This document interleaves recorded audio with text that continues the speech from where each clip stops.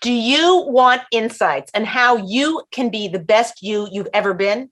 We have an amazing story for you today. And Rebbetzin Esti Hamilton, unbelievable. You are going to love her.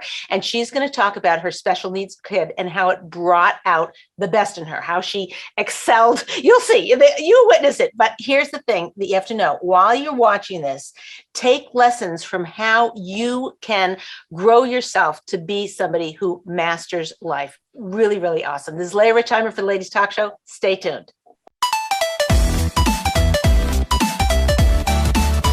Rebbetzin Esti is a spiritual mentor, and she's going to tell us a very moving story. Get your tissues out. It's a little bit dramatic, but when I heard it, Baruch Hashem, it gives you chizuk, it gives you strength of how you can rise up. And Rebbetzin, thank you so much for being with us. Welcome to the show. Thank you so much for inviting me. Okay. It's such a pleasure to be here. I've watched a lot of your shows, and it's so lovely to be a guest here on your show.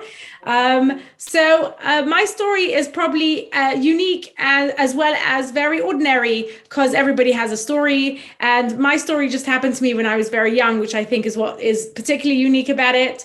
And when I got married at the young age of 21, I had a baby, my first baby. His name is Daniel, and he was born very, very disabled, very, very special needs. And this is about 18 years ago.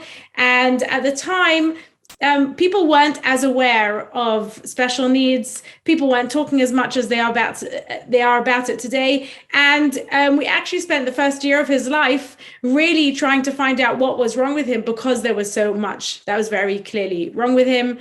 And we were living in Israel at the time. So he and I and my husband, we were all living together in Shaare Zedek Hospital. And after he was born, we discovered many things wrong with him. He had holes in his heart and underdeveloped lungs. He had seizures. He had a very, very weak immune system. His whole body was very weak. And we didn't know any of this in our pregnancy. So it was all a huge shock and very terrifying for a very young couple who were far away from home. Israel was far away from London, from our parents.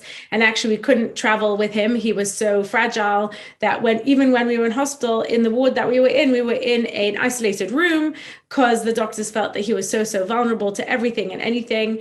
And it was very, very hard at the beginning to just try and understand what was going on, since the doctors didn't have much information, neither did we. And it became like the story of our life. That's what happened. Because when your oldest child spends the first 2 years of his life in hospital, and he had many cardiac arrests, and he died, and he was resuscitated. And when, many things happened, and I witnessed many of these things. And they say the hardest thing is not for you to be in pain, but to watch somebody you love be in pain. And that was, incredibly difficult. And the doctors told us that he wouldn't survive even to see a second birthday. So it was like a torturous process that we were in.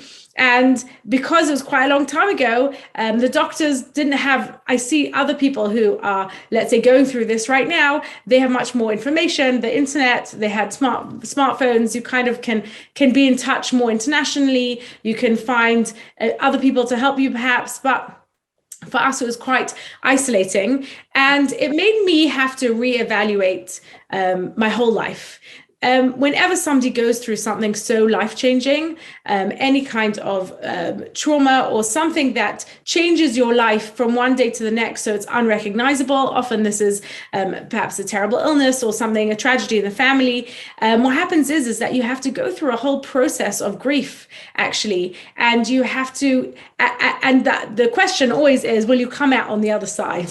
And I think that is the question for many, many people, not only people who have special needs children like we do, but people who go through anything. You're kind of thrown into a dark pit of your own mind, of your own thoughts, of your own life, and you think to yourself, this isn't the life that I dreamed of, this isn't the life that I planned, and suddenly everything's gone off course. And how do I recalibrate my life? How do I readjust all my expectations and what happens with all my beliefs? And we were very lucky actually to be in Israel at the time, because we had a lot of our teachers and mentors who lived there, so we were very supported in that way, very spiritually supported.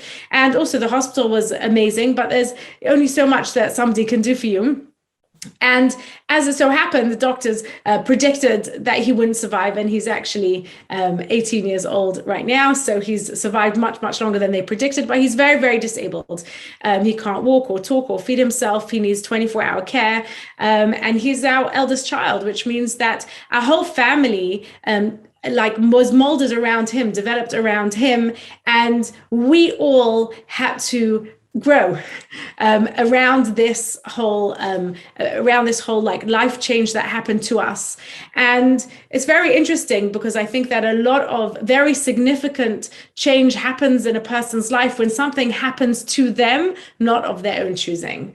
And then you have to choose whether you're going to embrace it, whether you're going to grow from it, how you're going to live with it, because these are the choices that you have to make. Very rarely do you get the choice, with the challenge that you are given, but now you have lots of choices to make. You have lots of choices how you're going to process everything that you're going through. And it was very, very challenging. We were very young. And we, I would say that our life, both mine and my husband's life before that, was very full of kind of predestined, everybody goes to school, and then everybody, either you go to Israel or you don't, you go to semi-yeshiva or you go to university, meaning that there's like a path that everybody, treads. And then we were very lucky that we found each other and we got married and we had a baby. So all of this is kind of the path that everyone walks. And then we were thrown into, the path less traveled, into a whole different dimension, it would seem. And we had to struggle to find our own feet and to decide with our own lives what we're going to do now. And I'm not going to say any more because I know you've got loads of questions to steer the conversation. I could speak about my son for hours and hours and hours and the different things that we went through and the different realizations. But I'll let Leah. Yeah, they actually have a couple of questions that already came in that we're going to deal with, and then we'll go right into you've got basically 5 things here of tips. You are on one bus and suddenly you find yourself on a different bus going somewhere else. Like, how do you deal with that, and what are the tools to be strong when that happens? Where did you get the resilience and the wherewithal to just say, I could continue on and not to give up? How did your marriage survive? Because you were hit with such a big package, and I don't know, many couples don't survive that. So I'm curious to know on both ends. Okay. So the first question you asked is, how did I get all the resilience? I would say my parents, Rabbi and Rebbetzin Kimchi, who were not only there for me where everything happens, but they kind of brought us up in a certain way. I also had a grandmother who's no longer alive who went through Auschwitz, and my other grandmother who lost all her family in the war. And I kind of feel like I'm one in a long line of incredibly very strong, resilient women who all kind of spoke about the stories in their life that happened to them and how they had a lot of faith anyways, and that they chose to use their story to become great. Like my grandmother, who went to Auschwitz, came back to Holland because that's where she was from, and then she got married and she had 6 children, and she said, I had so many children because this was my answer to Hitler. And then she went on to be a psychologist, and she wrote books and books and books all about her stories and about everything that happened to her. And it was just, and my other grandmother also was always like, she had an open home, and she even adopted children, and she kind of, there was never a language in the house, in my home when I was brought up of like, bad things happen and we just suffer and it's very sad. It's kind of like stuff happens in your life, and what you do is you decide, how am I going to build from this? And I didn't even realize that I was absorbing that because I was very young. I was 21. Like, how much do you realize that you're absorbing? But I feel like when you have so many female role models in your own life who were very resilient in times of struggle, a lot of struggle, and they spoke about the struggle, and they spoke about how, their answer is to come back stronger, it kind of I absorbed into my skin or into my neshama, and it became the obvious path for me. I remember even when my son was born, one of my relatives asked, are you going to tell anyone that you had a special needs child? 18 years ago, it was still like a question that people asked, because we don't hide these children anymore or put them in an institution, but people still might not say anything. And I turned around and I said, of course I'm going to tell everybody. I'm not ashamed. Hashem gave him to me, and he's a beautiful child. And of course that, that's who he is. And it kind of, that was the path I always took. And I think that of my generation, I became, it's definitely amongst my friends, a kind of person who was creating a new path for anybody else who had a special needs child. I remember when my son was 13, he doesn't have a bar mitzvah because he's not bar mitzvah. That means he's not responsible to do mitzvahs because he doesn't understand them. So what should we do? And what we did was we made a huge kiddush in our home on that Shabbos, and we invited everybody who'd ever helped us in our whole life with him. And I spent that whole 2 hours when everybody came to our house to have a l'chaim, thanking everybody for helping us and being a part of our family and supporting us. And that only a village can help bring up a child like this. And it's not us, and it's you. And since then, so many people in my own community here in London have followed that path, because it's a kind of like, a path less traveled, and people who even are not hiding their children, they don't know, should we celebrate? Should we not celebrate? How are we going to celebrate? And I remember one of my relatives saying to me, Kol haneshama tahalelka hallelujah. Every single soul praises God. And in fact, the invitation for my son's non-bar mitzvah, his kiddush, that was the pasuk we used. Every single soul is praising God in their own way. And perhaps we don't understand in what way, but that's the truth. And if we can't, and that's what we have to connect with the most. So yes. The question I have is that for people who don't have such extraordinary role models, yes, how do you step up to the mat? You have to find them. That means I really, really feel very strongly that we, human beings, we are made for connection. I think that's why during coronavirus, lots of people had lots of mental health breakdowns, because we're not supposed to be alone. We're supposed to be connected to others. And it's true. I feel very privileged that I was connected to so many amazing, powerful female figures that were just role models in my life. But also when I went to seminary, I found some and I attached myself to them. And also on Torah Anytime, you can find Rebbetzins or Rabbonim that you listen to, and they become your teachers, even if they're a million miles away, meaning we just like smicha is handed down, so too is emunah, so is faith. And I think there is, it says in Shalom HaMelech says in Mishnah, Shema b'ni musar avicha v'al tichosh Torah simecha. And the Mepharshim say, what is Torah simecha? That means it says, listen to your father, right? Shema b'ni musar avicha, listen to the musar of your father, listen to what your father has to say. And also don't forget what your mother's Torah. And Chazal, the sages on that say, what is mother's Torah? And they write there, it's emunah, it's the faith that is absorbed in us. That's what it is. Mm-hmm. And I think that there are enough people out there, and we are so connected now that we can find those people and attach ourselves to them, ask them your questions, create relationships with them, because resilience is a lot about having a support, but a certain kind of support, a kind of support that tells you that you are strong enough and that you can do it. And I think that not everybody has it within their immediate family, but I think we do have it in the Jewish nation worldwide. Definitely. That's fantastic. Okay, what I want to know now is I want you to walk us through something. Some drama happens in our life. We're on a different bus than we thought. We either a special needs kid or something with our career, or some embarrassing thing that happens, or some drama, really life altering event happens. So step number one, you had said in our pre-show interview, is grief. So maybe you can walk us through this. So grief is, it's a psychology talks about the 5 stages of grief. I think that we do go through that when we have a disabled child, because you give birth to a totally different child than you ever imagined. And you kind of have to grieve the death of a dream. And I think that's true in any situation. Let's say somebody has to go through a divorce, somebody finds out they have a terrible illness. There is like a death of a dream that happens in everybody's life at some point.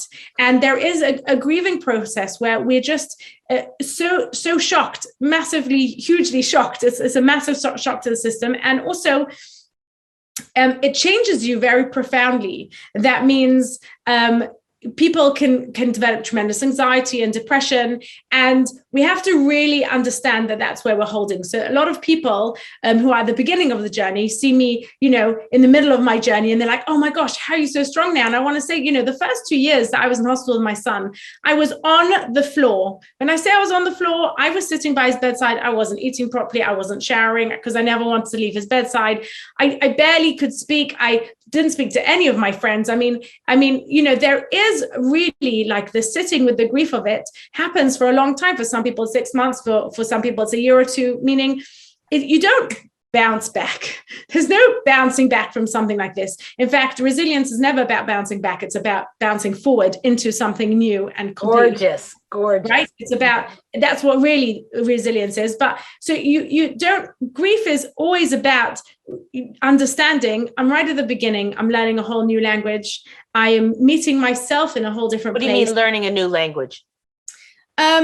So for me, it was a medical language, but for lots of people, it'll be a whole new language of the dream of their life. Let's say somebody lost all their finances, so they can no longer live the life that they assumed. They'll have to downsize. They have to move to a different community. They have to start at the bottom from another job. That's a whole new language. That means they have to speak to themselves even differently about what their future holds, because we're always in our minds talking to ourselves about future. Tomorrow we're going to do this, and next week we're going to do that, and next month, and then for Pesach, we're going to do that, and in the summer holidays we're going to do that, and and people make decisions like, oh, what's my next step in my career? Or am I going to have another baby? Or is this the guy I'm going to marry? So we're always looking at our future all the time. It's like a forward think. That's what people do. That's the way we are as humans. And then as soon as something happens to us that stops us in our tracks, immediately stops us, and it's like a huge roadblock, and they're saying, this is not the road you're going down, you kind of have to turn around, go back on yourself, and try and find a new path. And that is a whole new language. And we are always, we have to have a reality check about where we're really holding. And in that moment, in the moment of our grief, we need to have very little expectations of ourselves. And that's what I think sometimes there's unrealistic expectations of who we should be in this moment. So, I'm sitting next to my son's bedside. He's 9 months old. He just had cardiac arrest. He literally died in front of my eyes. And then they resuscitated him, and he's now in the bed, yes, with all these monitors and more things attached to him than he had before, which was already a lot. Yeah. Now I'm sitting next to him. If I have a lot of expectation of how I'm supposed to behave in this moment, I won't be able to really process what I'm going through. Whereas if I can be in that moment and say, wow, that was huge. That was like massive. That, my heart is still racing. I can't even breathe. I think that when we are experiencing any kind of grief, that happens to us. We have actually a physical reaction. Our body has a physical reaction. That's why there's lots of trauma therapies got to do with like getting back to, where it affected us in our body. Where did we feel it? In our throat, in our chest, in our stomach, in our head? Where are we feeling it? And how can we, walk that back, or how can we re-feel it in a safe space so that we can move on from it? And really, that's what PTSD is. When we have post-traumatic stress disorder, let's say every time you hear a certain noise, you start having a panic attack or whatever it is, you're going back to the same reaction, the physiological reaction that you had. So I think that the first thing is that we have to know that there is a grieving process. And lots of people are like, why couldn't you accept your special needs child the moment you met him or her? Because maybe you couldn't, and that's okay. There's has to be a lot of accepting of the self where you really are, because if you don't do that, then you can't get where you want to go. I didn't understand what you meant by reality check. You said you have to have a reality check. Can you explain what you mean? Okay. What I mean is that we perhaps have a lot of expectations of ourselves, or we've lived in a world now that tells us a lot of things that we should or shouldn't do. We should, when we're grieving, we should behave more like this, or we should behave more like that, or we shouldn't think this, or we shouldn't be that. So a lot of people, instead of actually being where they are in that moment, they're somewhere else. They're like, well, my doctor thinks we should be doing X, Y, and Z, or my friend said that, we should be in this place or that place, or we kind of are borrowing everybody else's narrative. And we're not really understanding where we are holding, because we're not listening to ourselves at all. And I feel like when we do that, we don't go through the grieving process the way we need to, the way we should, in order to get to the other side. Awesome. Okay, sorry, we're having so many questions coming in here. Yeah, no, somebody's asking and totally don't answer if it's too private, but asking, during that period, was there any time where you felt like, maybe Hashem, if he doesn't make it through, or like he has that cardiac arrest, but he doesn't, because his future was so bleak, and you were so young and he had such a future ahead of you. Yeah. Is that ever part of the grief? So did I ever think it would have been better for him to die because it would have been kinder for him and for everybody else? Is that the question?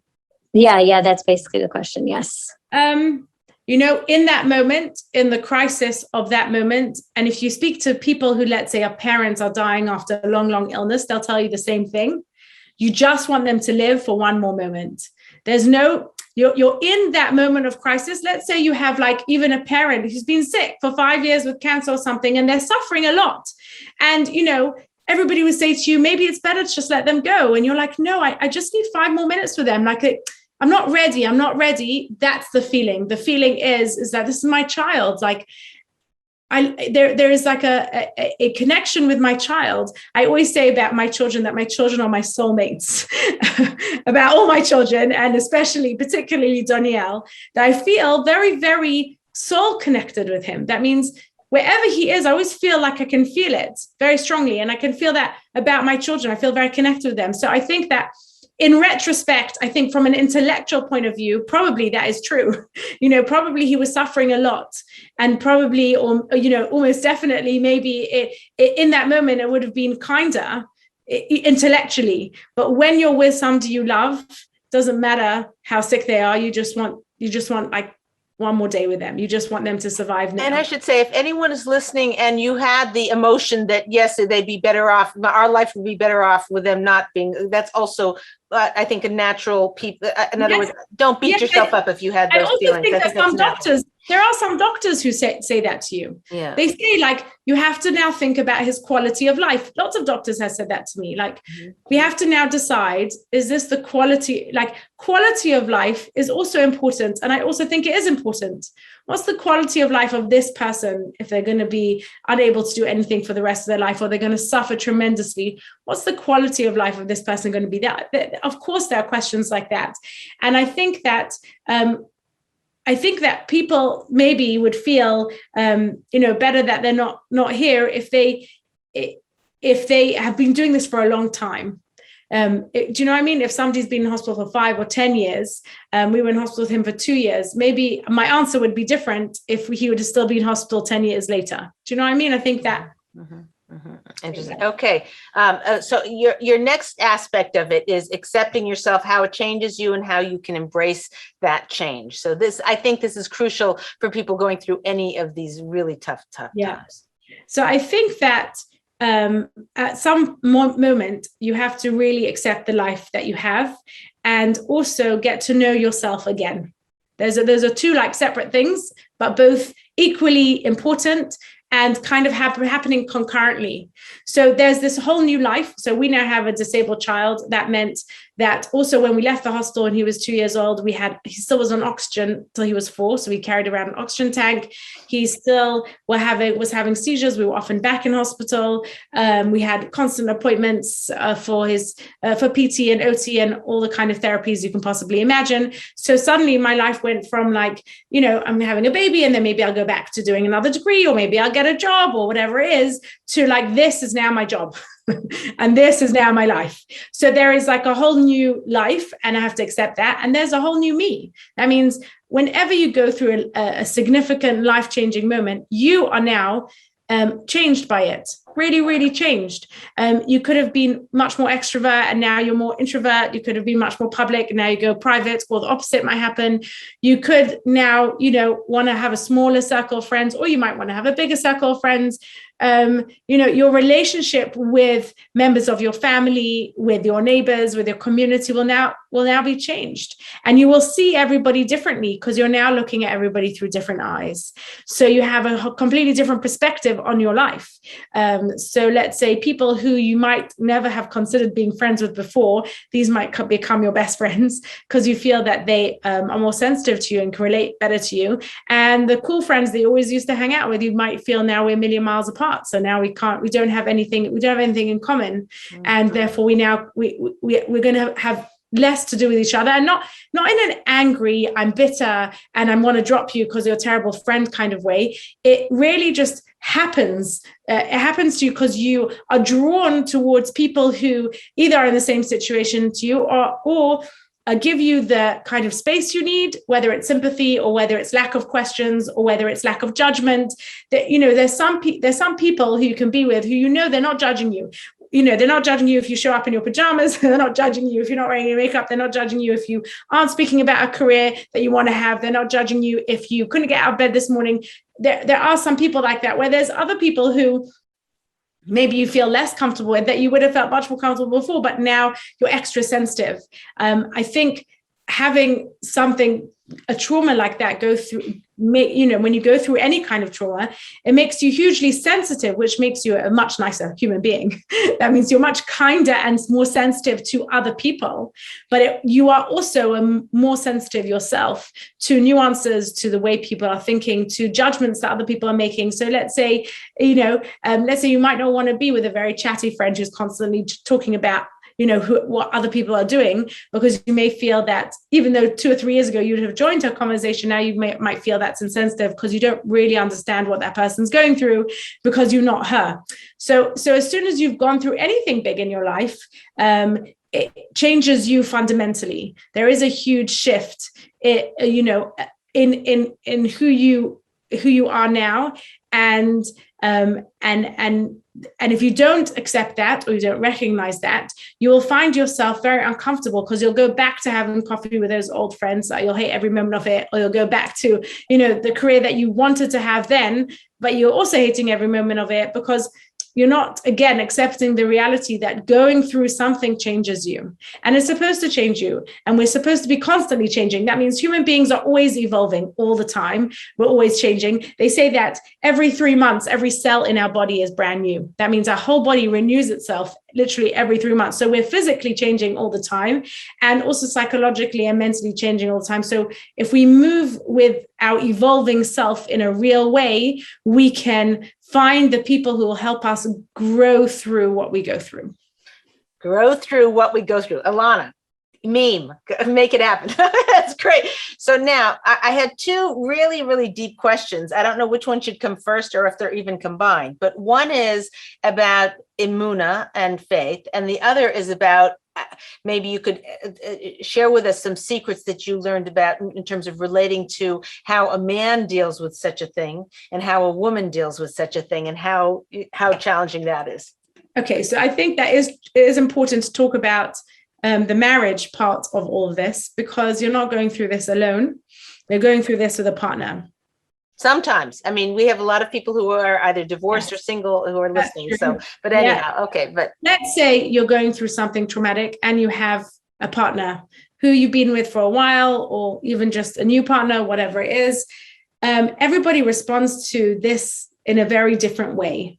And I think the trick is, or one of the tricks is, to not expect your partner to respond in the way you are. So let's say you are crying a lot and they're not crying a lot. For you to turn around and say, why are you crying a lot? Are you not sad? Is this not depressing for you? Are you not falling apart?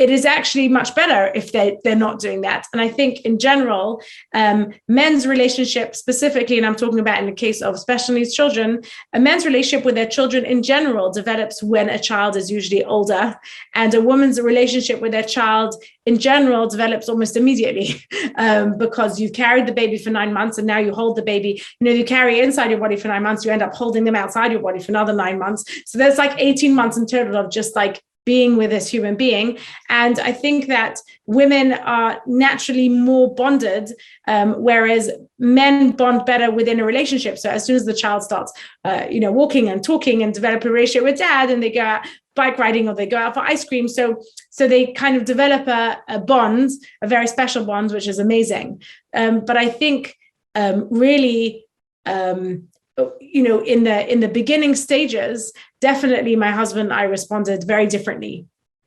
And I think at this moment, the best advice I can give you is to have a spiritual mentor, a rabbi, a teacher, or even a therapist who is able to help you along that path. And the reason is because you're going to have to make lots of decisions together, and you're going to have to be on the same page. And it's very important that you have somebody who is actually not going through the crisis, helping you see the crisis from the outside.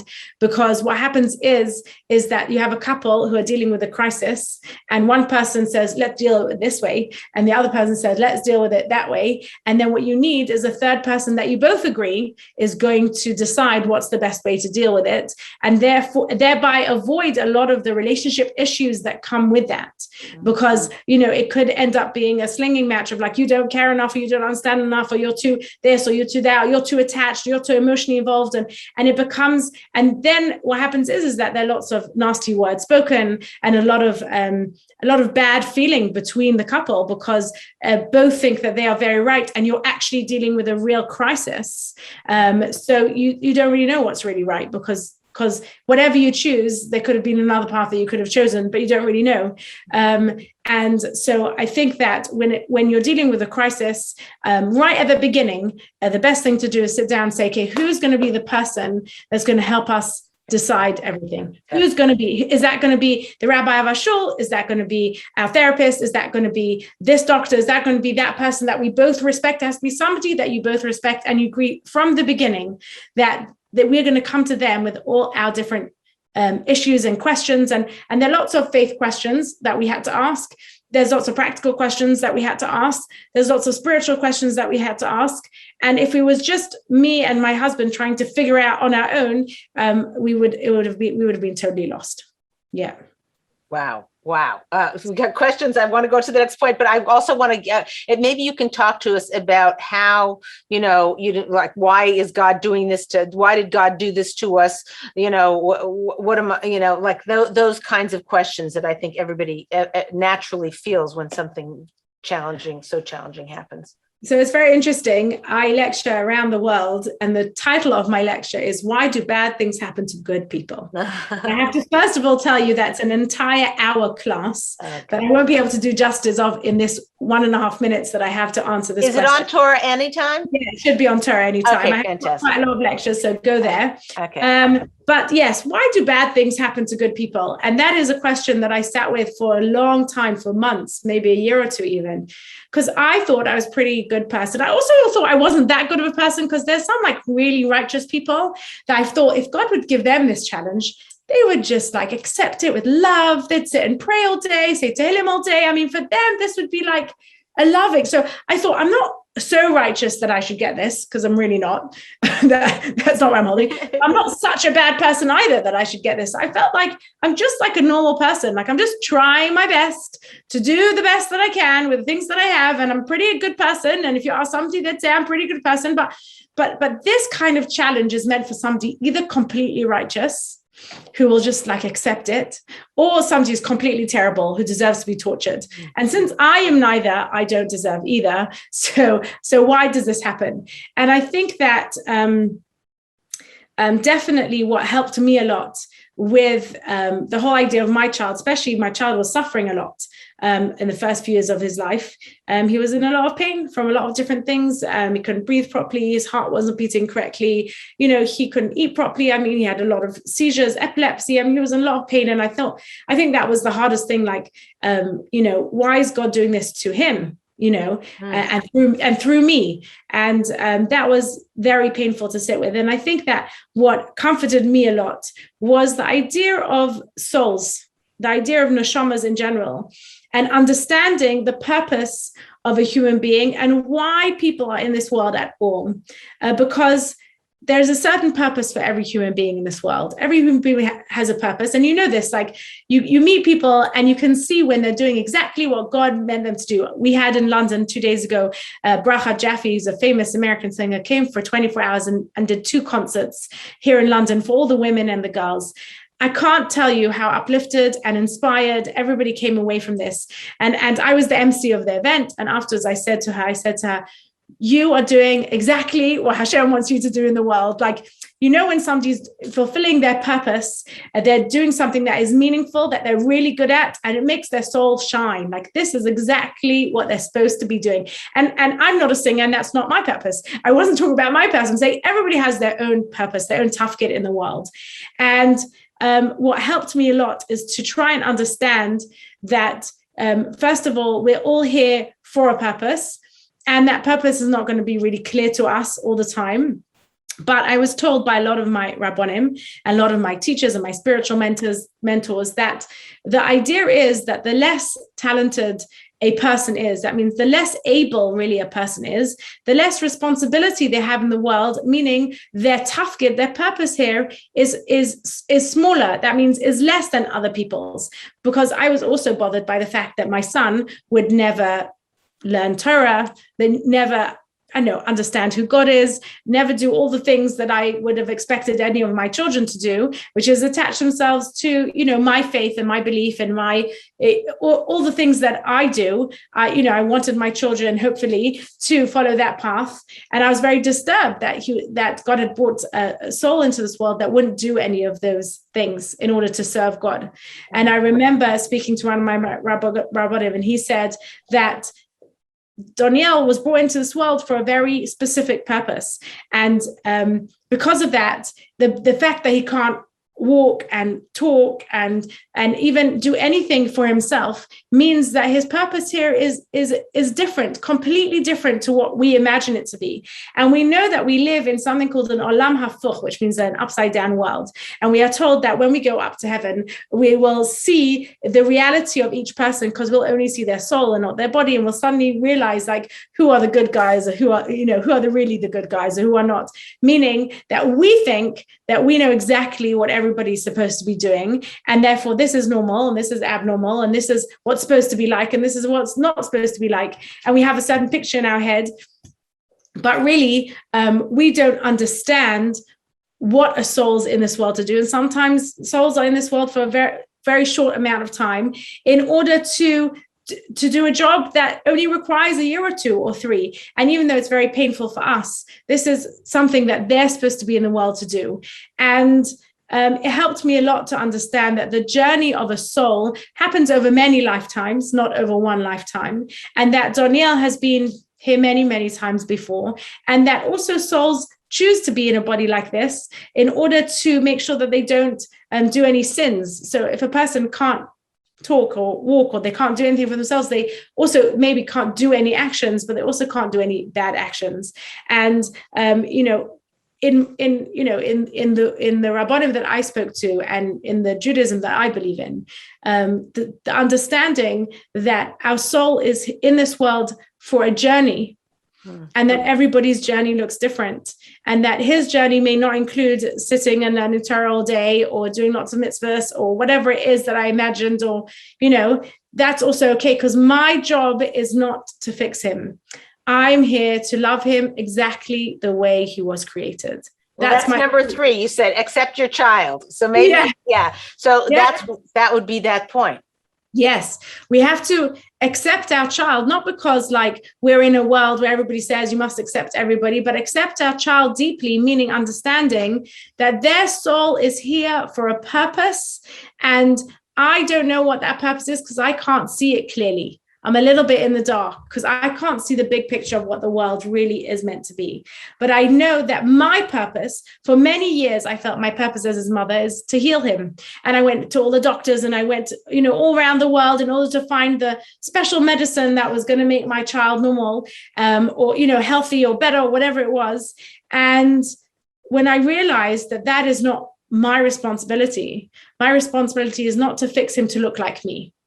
My responsibility is to love him exactly for who he is, and not because other people are telling me that that's the politically correct thing to do, but because when I sit with him, I look in his eyes and I see his soul. And I know that me and him, we're like inextricably connected always. And our souls are with each other all the time. A few days ago, I wasn't feeling so good. I was feeling a bit down. So my husband said, okay, that's it. We have to go spend time with Danielle. It'll cheer you up. And that's exactly what we did. And that's exactly what cheered me up. Meaning a lot of times we are in the business of doing And special needs children are in the business of being. And really, when we let ourselves be in that moment, we can really gain so much more. But I have a long to-do list, as do you. And I spend my whole day just trying to run through my to-do list. And, whenever we pray, or the idea of prayer or meditation is the idea of being with yourself in that moment and really feeling the reality around you. And when we do that, we can actually get much more in touch with our innate wisdom, innate health, come back to our real selves, our happier selves.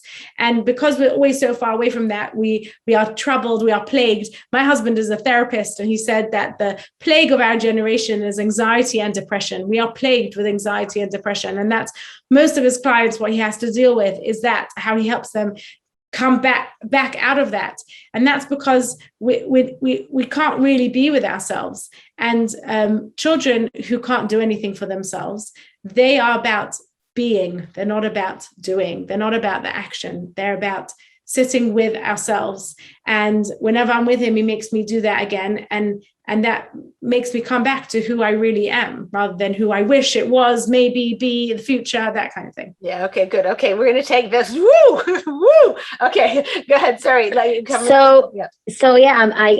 want to jump in, but I'm jumping in because Rebbetzin Esti, you didn't respond yet to the second question that I had, which was regarding your husband, how you and your husband were able to survive when you got hit by this so early on, when a couple hasn't had a chance to really build or form what they need to take them through something like this. So I'm very lucky. Again, I'm very lucky. I feel like my husband was very mature in terms of very developed in his growth when I married him. One of the reasons why I married him, he's 5 years older than me. I was 20, he was 25 when we got married. One of the reasons that I was so attracted to him was because he was like, in his own yeshiva, he taught classes on spiritual growth. And I always felt like that was something that I loved doing. And in fact, that's what I've been doing now for like 20 years, giving classes on spiritual growth. That's what I do. But I always felt like that's where I want to be. I want to be in a place where it's not all about me, but it's all about how do I grow from here in order to become this better self. And therefore, even though I felt like a lot of the first 2 years of my son's life, I was out of it. I was very anxious and depressed and in crisis mode all the time. I felt like my husband was there, not even to support my baby, but to support me. And I think that was really the secret to our survival. My husband focused on supporting me. So he would make sure that I was fed, that I had drink, that I would take breaks. And he was constantly, because there was a whole hospital supporting my son. But that's their job. Their job is to make sure he gets the medication and the oxygen and the feeding tubes and to run to him in a crisis. And I'm sitting by his bedside and I'm not caring about myself, because that's what happens in a crisis. You very rarely, and there has to be somebody who's taking care of you. And I think my husband made that mental decision that he's going to now just take care of me. And I think that's how I survived those first 2 years of the hospital, was because he did that. If he wouldn't have fed me or given me drink, I probably wouldn't have eaten or drunken, meaning I was so not, didn't care anymore. Somebody said to me something in Hebrew, which kind of describes it so well. I'm going to say it. They said, when you're in a crisis like that, en ta'am b'chayim, you feel there's no ta'am to life, there's no taste to life. That means you don't really care about what you're eating, what you're drinking, what you're wearing, what's going on in the world. Like, you just kind of live in the four walls of whatever crisis you're in. And you don't care. Anything that you used to care about seems irrelevant to you. And therefore, in that moment, what's really important is that somebody is right there taking care of you. Now, I'm not saying that everybody's husband can do that, but I think that parents can do that for their children. So I think that if there is a young couple who goes through this crisis, I think that my advice would be for parents of this couple is to forget about the baby. There's a whole load of people taking care of the baby. Just take care of the couple, make sure that they're okay and look after them, because how you survive really is by people around you supporting you, really. That's what it is. And when you're a young couple, you're not yet mature enough to realize you have to take care of each other. I think you're not really. I definitely wasn't. I was just very lucky that my husband was, and he probably got advice from his rabbeim that his teachers, that that's what he should be doing, and that was his role in this. And perhaps that's the advice I would give other men who feel that their wife is going through a crisis, and it's less of a crisis for them. I think my husband wasn't so attached to the outcome of what was going to happen to his son, or not because he didn't care so much, but because he didn't have that feeling, that bonded feeling that perhaps I did. And therefore, because of that, he was much more worried about me, like that I should survive this crisis, because we don't know where this crisis is going to lead or where not. And recently, a year ago, I saw another couple had a very preemie baby, and it was their first child. And I saw the husband doing the same thing for his wife. And I thought that is the secret formula.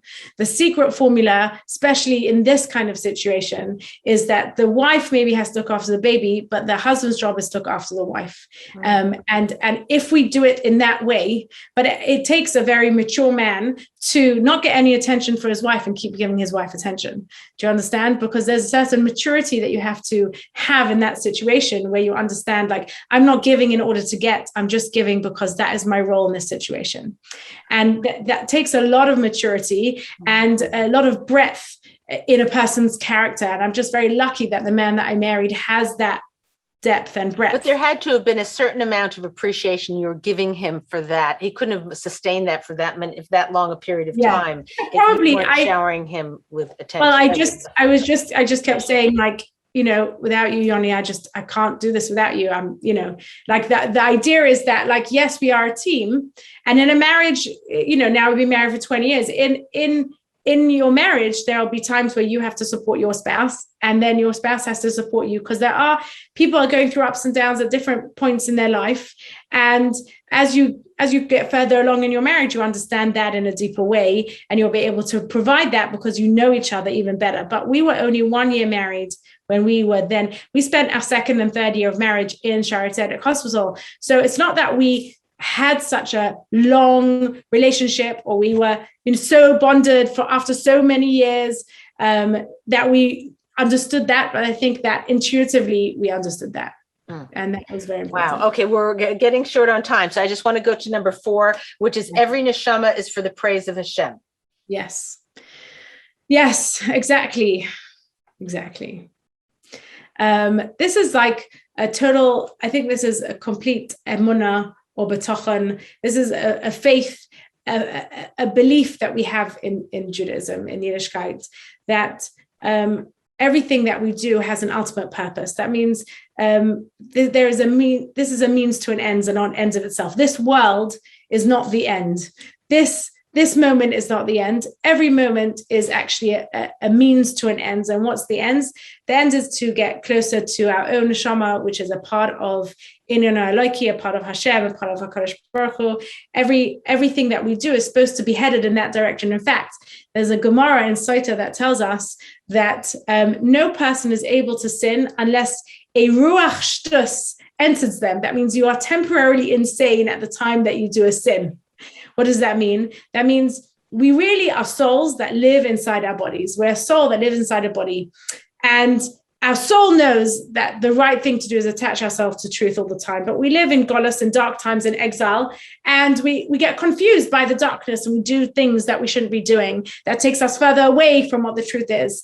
And therefore, we are told, Reish Lakish says, we can't ever sin unless we are temporarily insane, because we're destroying our soul all the time. So in fact, Rav Chaim Shmulevitz has a question on this.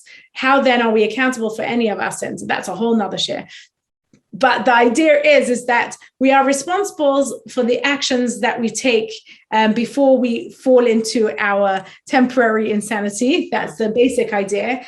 And so the idea is that we are all here in order to definitely Jews. I don't know what everybody's personal tafkid is, but we as Jewish people are here to bring the light of truth into the world. And what is the light of truth in the world? That the Torah is true, and that everything that we're doing, all the good things, all the mitzvahs that we're doing, all the commandments that we are told that we should do, like, keeping Shabbos and everything that we're doing, the committed life that we live, this is all in order to perfect ourselves in some way, in order to get to the ultimate perfection, right? So that's the understanding. And if we understand that really, really like deeply, then we aren't bothered by what everybody's soul journey is. Do you understand? I'm going to try to say it a different way, because it's very deep and a little bit complicated, but very necessary to understand. If we live in just the world that we're in, and I say it's one-dimensional, it's just this world, there's no other world, I'm just living in this moment, okay? And this moment is about my pleasure, and you know, it doesn't give me pleasure, let's say, to fast. I like my food, I don't want to fast today. Okay, it might be Yom Kippur, but I don't know, it's, you know, whatever. Okay, so if we live in that kind of one-dimensional world, part of that is that we all have to look the same, be the same, do the same, because we are all living for this moment, and that moment is for my pleasure. So we're all living in this like selfish existence, and everything's about me, and everybody else thinks that everything's about me. And therefore, everybody does everything that is the best thing only for themselves. And there is no deeper, meaningful reason. And therefore, there's no reason beyond what I want to do for myself. By the way, animals live like this all the time. They don't think to themselves, you know, that deer is going to starve unless I share my food with him. They just eat however much food they want because they are hungry. They're not thinking about their neighbors. They're not share, you know, they don't, you know, to the extent that they might take care of, you know, another deer or another is about survival. It's not about higher purpose or a goal. Only human beings can reach that. So what I'm saying is that the journey of the soul is really, I mean, 120 years is very short. You know, I blinked and suddenly I was 20 years older. Everybody, I mean, time is moving so fast. I always feel like it's always Friday. I don't know if everybody feels like that. It's like so fast. Our life is going by so fast. And the journey of our soul really in this world is a very short one. And therefore, our responsibility is going to be to do the best we can with the information that we have in front of us, to the best of our ability in faith that God is holding my hand in this time. And therefore, we have to understand that the purpose of my journey here. So let's say many mothers might think, you know, I have a child with special needs and I'll never be able to fix him. I'll never be able to solve him. I'll never be able to, you know, as a mother, my responsibility is to make sure that all my children are X, Y, and Z. That's not true. That's just perhaps a narrative that we're taught. Rather, our responsibility is, let's say, in this situation for me as a mother, I had to understand that we are all on a soul journey, and actually this actually helped me with my parenting across the board. So I was taught a really deep lesson in the first few years of my son's life that changed my whole parenting outlook in general, which is that lots of us feel like our children are here to be extensions of us. And therefore, they must behave. Otherwise, it's embarrassing. They must get top marks. Otherwise, what does that make me think about? Maybe people think I'm dumb because my kid's dumb, or they must be specifically beautiful or talented or whatever it is, because they are reflecting badly on me, and life is all about me. And a lot of times, even parents don't realize that they're doing this, that their children are kind of nachas machines for them, that, you know, as you know, you must behave right, you must do right, because what will the neighbors say? And our family has to look kind of picture perfect. And then when my son was born, and then within a year or two of his life, I realized that he's never going to be anything that I imagined he's going to be, but rather he's going to be, you know, he's going to be whoever he's going to be. And the moment that I accepted that he has his own journey separate to mine, but we are here in it together, it kind of all the, let's say, shame feelings or embarrassment or the understanding that this child is a reflection of who I am, it kind of totally dissolves, because you understand my children on a separate soul journey to me, as is my husband, by the way. It's so interesting because sometimes we react or respond badly to the way our spouse is doing something, because we think, how does that reflect on us? And really, when we understand that somebody is exactly who they need to be and they're going through their own journey, they have to figure out stuff for themselves, we become less attached to the outcome and more attached to just being with them while they're on a journey. And it changes your feeling towards them, and you can attach yourself with love more, because you're not clinging to any idea of who they should be, but just accepting them for who they are in that moment. That's fantastic. Okay, we've got time just for our last point, which is carer fatigue. So I want, if you could just talk a little bit. Did you have that question? You want to hold it, or you want to ask it now? No, hold it, because I want her to finish, and I think we're like going over our time. So. Yeah, okay, fine. Okay, good. Okay, so yeah. So I do want to speak about something called carer fatigue. Okay, carer fatigue means that you're incredibly, fatigue is like the most tired a person can possibly be. So it's more tired than even tired. And carer fatigue is an experience that anybody who is constantly taking care of somebody, and I'm talking about for years and years and years and years experiences. So that means me looking after my disabled child, or let's say a child looking after an elderly parent who has Parkinson's, or one of these very long illnesses that could last for many, many, many years. And it's deep exhaustion from caring constantly. And this could destroy a person's life. And the reason why I talk about it is because a lot of people feel tremendous guilt because they feel so tired. And their tiredness, therefore, makes them feel like they don't want to be doing what they're doing. And then they feel like terrible people. So let's say I'm taking care of my son, or somebody's taking care of their mother, who they owe everything to, let's say, for their whole life. And then suddenly you find yourself like getting up every hour in the middle of the night to take care of them, or every single morning showering them and bathing them, and every moment of the day you're shouldering a huge responsibility. And because of that, you become very, very, very, very tired. And this can really destroy the relationships that destroy all your relationships in your life. So when my son was almost 15 years old, we moved him into a home for disabled children. He hit puberty and he got bigger than me, and I could no longer carry him in and out of the bath and change his nappy and change his diaper and do all these things that I was doing for him. And he constantly needed 24-hour care, and that's what I was doing. But once he got too big for me, I could no longer do it. And I also felt deep within me that I could no longer do it. Now, it's at this moment that it's very important that you make a change in your life. And the change in your life that you're going to have to make is that you get care, like physical care for that person, that somebody else does the physical care for that person. And the reason is because it's very important to understand that you are suffering, that you are now suffering from an illness called fatigue, deep, deep, deep exhaustion. And it's just very hard to let go of the people that we love, and to let go of the micromanaging, letting go of the control, letting go of because physical care also brings you closer to a person, because you're constantly touching them and taking care of them and spending time with them. It's very hard to let go. But on the other hand, it is very important, because this person that you're taking care of, they are not your future. What do I mean by that? I mean that we have to really recognize that there are lots of other people in our lives, usually our spouse, our other children, whoever else that's important to us in our life, that are getting less of us, because in the moments that we're not taking care of the person that we're taking care of all the time, we're too tired to really relate to them. Right. And I thought that I was doing fine. But I remember when my son went into this home, and it was a very devastating decision that we had to make. And that's a whole nother story about how I managed to climb out of that deep depression of the separation and the separation anxiety from taking care of somebody every day, every moment for 15 years, and then no longer doing that. That's also a whole thing.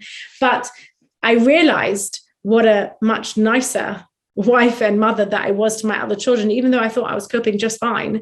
It turns out that I was really just very, very tired all the time. And I could tell the difference between the care that I was giving to the rest of my family once I wasn't suffering from this exhaustion anymore. And there are studies done on this, and it is very important that you be aware of this, because you don't want to destroy everything else around you in your mistaken thoughts that you are the person that must do the caring. This person definitely has to be taken care of. And even it might be your responsibility. So you might have to pay for somebody, or you might have to choose somebody, or select the right person. And even you might have to take over the caring sometimes. But this person definitely has to be taken care of. But it might not be the right thing for you to do in that moment. And it doesn't matter what anybody else is saying. I remember when we placed my son in this home a few years ago, people said horrible things to me about it. And some people were very, very rude to me, even disgusted by what I had done, as if I did not care anymore for my child or anything like this. And this is like a misconception or a misunderstanding about what our role here is. And it's very important not to confuse the roles, because this person must be taken care of, but it's not necessarily you must take care of them. And you might not be giving them the best care. If you've been doing it for 5, 10, 15 years, you might not even be giving them the best care anymore. And just to admit that, to say, they'd be much better off with somebody else who can do a better job because they're not exhausted from the last 5, 10 years. It might be a very humbling thing to admit. I think the whole journey of life is very humbling in general. And when you are in any kind of crisis or trauma, it brings you to your knees and it makes you humble. And I think that is one of the biggest lessons I've learned in life, that we are supposed to be humble. It humbles us, and we suddenly realize we are not all that. We're not everything to everyone. And it makes us nicer people, which is the point. And it refines us in a certain way, because it makes us humble also before God, which is what we're supposed to be. That's gorgeous. Wow. This is definitely have to watch this again. There's so much juice here. Really, really powerful. I thank you so much, Rebbetzin, for coming on. Just to remind everybody, it's Rebbetzin _. Esti _ for Instagram, and on Torah Anytime on our website. Go imbibe all of her other things that she has to offer. She's got such a powerful force for living life in the moment, being present when you're present, and the life lessons you learned from this or from challenges is just strengthen us all, and we're very grateful. Thank you so much for being on the show. Thank you so much. It's Leah Richeimer for the Ladies Talk Show. We'll see you next time. Here's the thing, ladies. If you don't subscribe, you may miss out, and you're going to miss some great content. So you need to either like us or follow us on Instagram, follow us on Facebook, on Torah Anytime, on YouTube, or go right to our website, www.ladiestalkshow.com, and fill in a subscription button. And then you'll get every week an update on exactly what's happening. And if you do that, oh, by the way, if you subscribe on our website, you also get 10 tips to have a great relationship. Don't miss it. And don't forget to subscribe. Thanks a lot.